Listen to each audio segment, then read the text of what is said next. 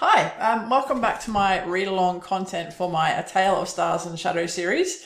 I did put out a vote after finishing the read-along for A Tale of Stars and Shadow, and the majority of votes came in that people would like me to continue with A Prince of Song and Shade, rather than going on to the first book of a different series. So here we are.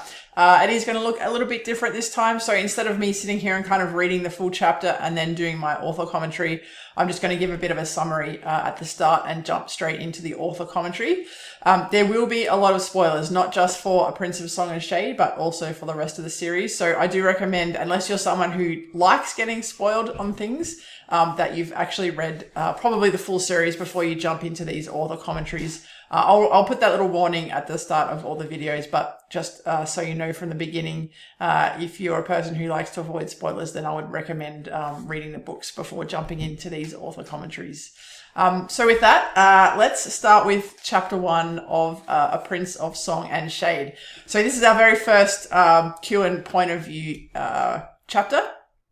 He was a secondary character as the Shadowhawk in A Tale of Stars and Shadow, and then at the big reveal at the end of the book that the Shadowhawk was in fact Cuinn.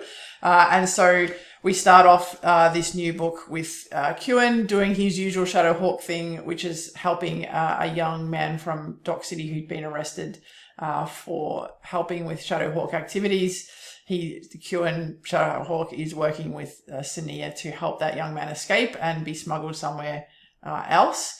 After that encounter, Cuinn then spots Andrus, one of the wolves, heading home from a night out. He's attacked. Cuinn jumps in to intervene and help him, and then heads off to meet with Petro at his Carby Cafe to round off a very busy night's work for the Shadowhawk, where the two of them come up with some new ideas about how they might be able to help the people of Dock City that need it without necessarily breaking the law.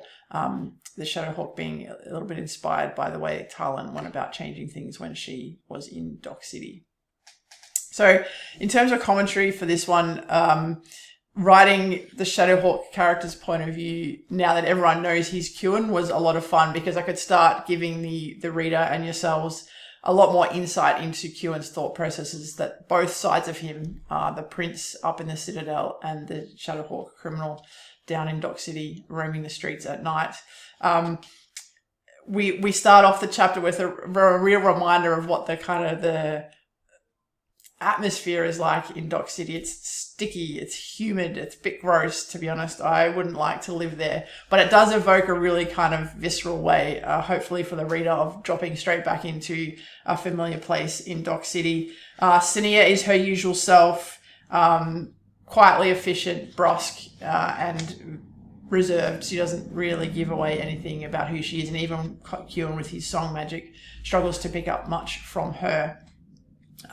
We also get the little tipper then that Andrus, the Dock City patrolman who Talon befriended when she was in Dock City, has now joined the wolves. Unfortunately, he gets attacked, but luckily the Shadowhawk is there, and it allows me for the first time to kind of really describe why the Shadowhawk is so against violence, because his song magic, he's such a powerful song mage that when he inflicts violence upon others that rebound, he feels every inch of it. So it makes it very difficult for him, even in the heat of the moment in a fight, to willingly inflict harm or pain or injury on others. So again, that's writing that point of view now.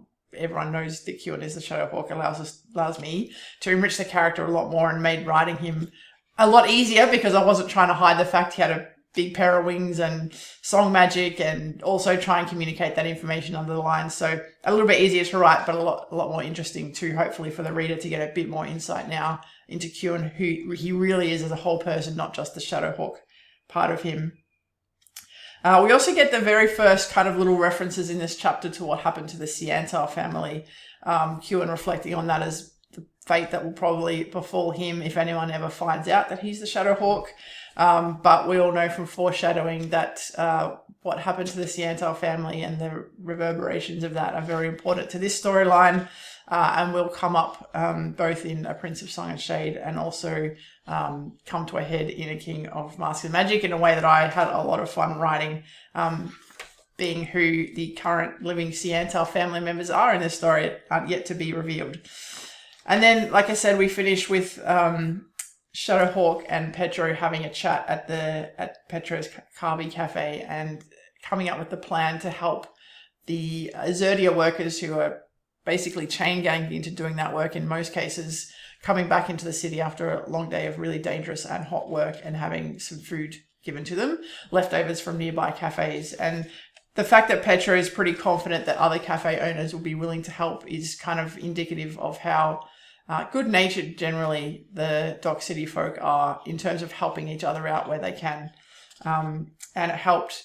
It's interesting that even though Talon's gone now, the things that she did while she was in Mithrena and building the wolves, and the way she comported herself and the way she conducted herself and the way she taught the wolves to do the same, has really resonated with not just Cuinn, but others as well, in terms of figuring out ways they can do better for themselves, even though they are still living under the yoke of the Okondo royal family and don't have a lot of room to move there. So yeah, it had a good chapter to start in on. The first real look at who Cuinn is as a person. Fun for me to write, hopefully enjoyable entry back into the world of Mithrena and Cuinn and the Shadowhawk. We'll be posting these, like with A Tale of Stars and Shadow, every Wednesday and Sunday morning. So we won't be long with chapter 2. Look forward to seeing you then. Have a great day.